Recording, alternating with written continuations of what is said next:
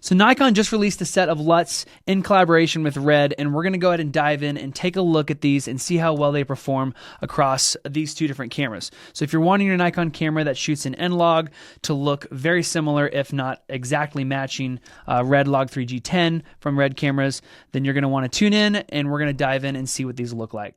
So first up, we're going to take a look at this clip here. This was shot in N-Log on the Nikon Z9. And then we're also going to take a look at a RED shot right here that was filmed on the Komodo. Now you can see I already have applied the brand new LUTs that were just released, and these look almost indistinguishable between them both. And I figured out why, and we're going to take a look at that, and we're also going to see there's a few other things that we want to take into consideration when it comes to exposure.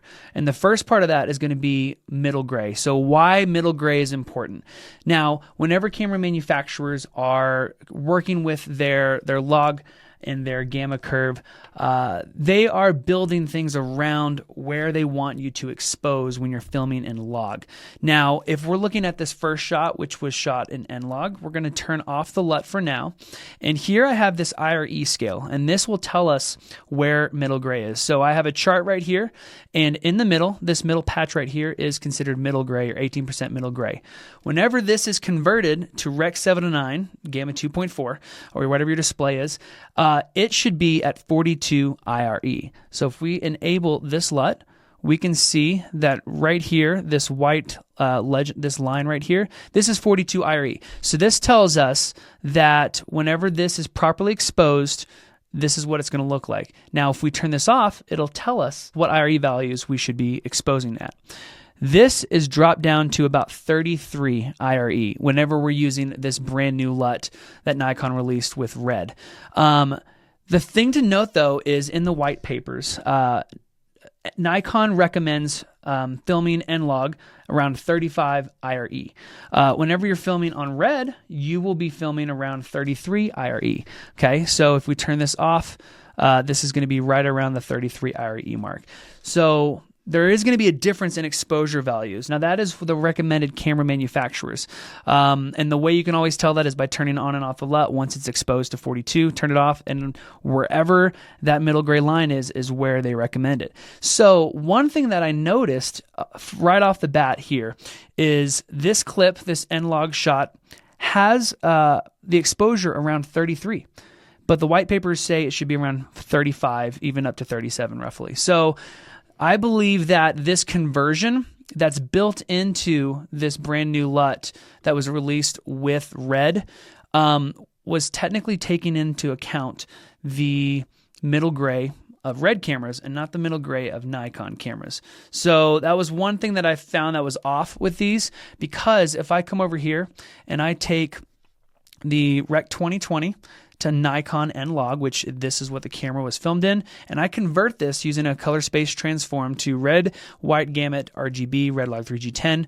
I'm not doing any tone mapping on this. I'm just going to turn this on, and you can see that it drops it really low.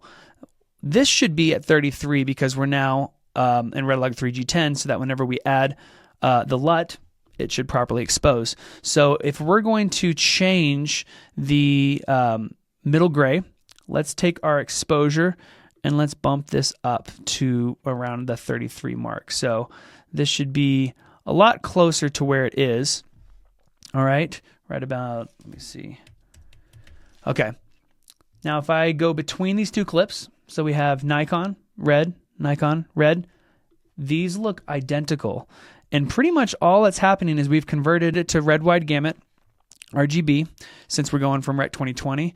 And then I turned on the brand, actually I turned on this LUT that RED offers on their site. So if we go to all of these different LUTs that you can get from RED's website, they have the creative one and they also have the ones that are combined with the conversion. So if I turn these two off, this is telling us that we should be exposing at 35. So Nikon N-Log should be around 35. So this is what the exposure should be, but the brand new LUTs are taking into account an incorrect 18% gray, middle gray, which is supposed to be 33. it's supposed to be 35 on N-Log, but it's 33, which is what RED does. So there was, I think, a mix-up whenever they made the LUTs. I would have made sure that you're adapting to the camera manufacturer's recommended 18% middle gray.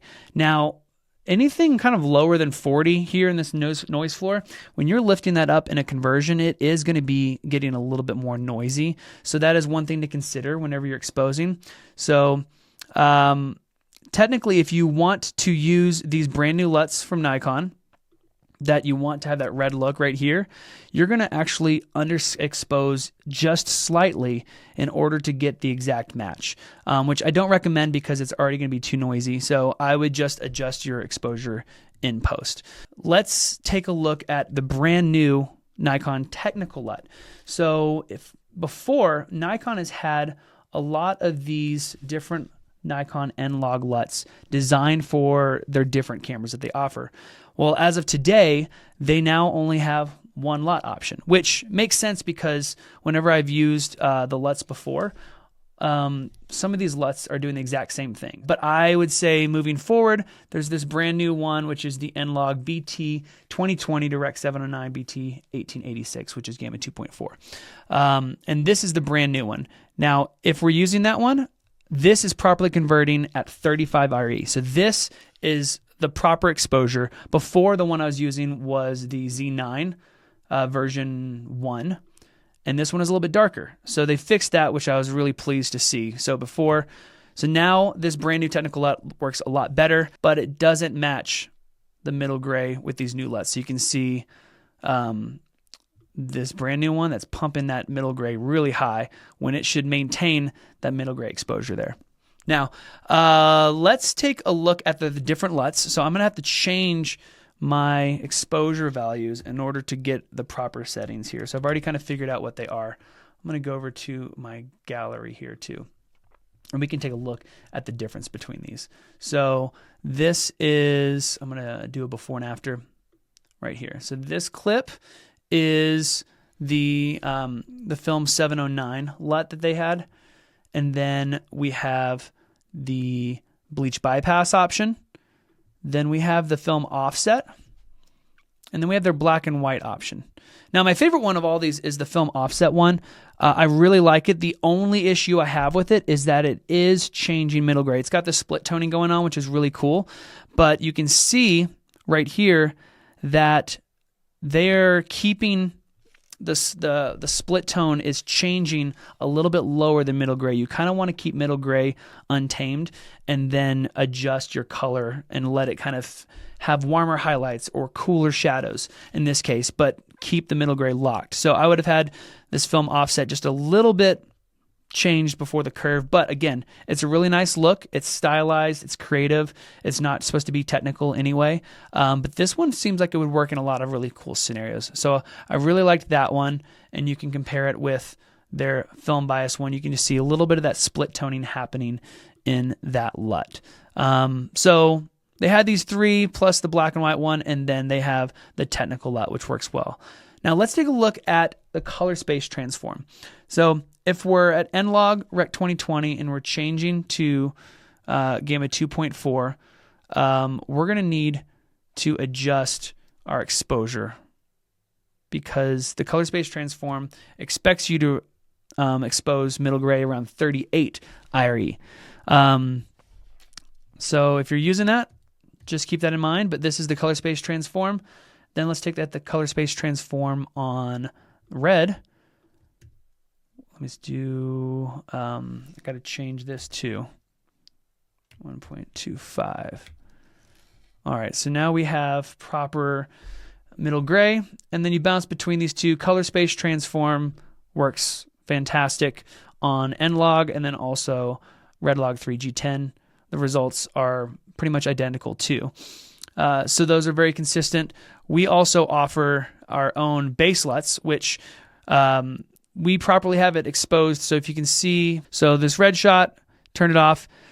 Technically, it's a little too bright. It should be at 33. This is at 35. So the conversion, the CST is expecting 35 IRE. It should be 33. So we're going to adjust that real quick. Make sure that's down -1.5. then we'll turn on base LUT and this properly converts it. So here's our base LUT, and then also for N-Log, we'll have to also change the middle gray. So for Gamut's base LUTs, we are recommending filming around 40 IRE just because it's about a half stop higher than their recommended settings, but it also reduces a little bit of the noise in N-Log, and so those are the results. And then you can go between both of those and get very, very similar results as well. I like the way the skin tone looks a lot in our base LUTs, which is one thing that's a little bit different in ours, but properly converting all of the colors, which is really good. Now for this actual release, I've noticed that all that pretty much happened was a color space transform from N-Log to RED Log 3G10, and then adding the RED LUTs on top. Because instead of just putting the LUT on the footage, I went ahead and did the conversion, okay, and then I added RED's LUT, and then I have this look, but this also needs to be properly exposed. Okay, so this shot right here is going with a color space transform and then adding RED's LUT for the film 709. If I turn that off, or if I compare that to just adding the N-Log film 709 look, I believe that's one right here, you can see before and after, there is no difference. Like literally, there is no difference, which means to create these LUTs, all they did was take N-Log, adapt it to RED Log 3G10, and then added the LUT, and we have a brand new LUT, which is great because the results are identical. They work great. The only thing I was noticing was that these two LUTs are a little bit different with their exposure. So that was one thing that should have been adjusted, I think, is to take into account N-Log's got a different middle gray setting than RED's. So overall, I really liked the results. I felt like these brand new LUTs from Nikon matched exactly with RED, and it's pretty much because they converted the color space and adapted RED's brand new LUT or RED's LUTs to this set, and the results were great. The only thing I noticed was exposure is a little bit different. So if you're filming on a Nikon camera and you're trying to figure out how to expose for these LUTs, because they're really lifting up that luminance values with these LUTs, it technically means you should be filming a little bit darker, closer to RED's exposure, which is around 33 RE. Nikon recommends 35, so if you have to match that 33, that means you're underexposing a little bit, which I don't really recommend on Nikon cameras. So in that case, I would stick with filming at least 35 RE, and then just changing your exposure in post in order to properly match it. So if you want to match Nikon, you want to match RED together, you can use these LUTs. You'll just have to tweak a little bit of the exposure for middle gray, but the results will be fantastic. So really excited to start seeing some things coming from Nikon and RED in collaboration, and I can't wait to kind of see what comes up next. If you have any questions on this video, or if you want to see anything else in regards to RED or Nikon or any other camera manufacturer breakdowns like this, let me know in the comments, and we'll make sure that we try to put a video out for you. So thanks so much for tuning in, and we'll see you in the next video.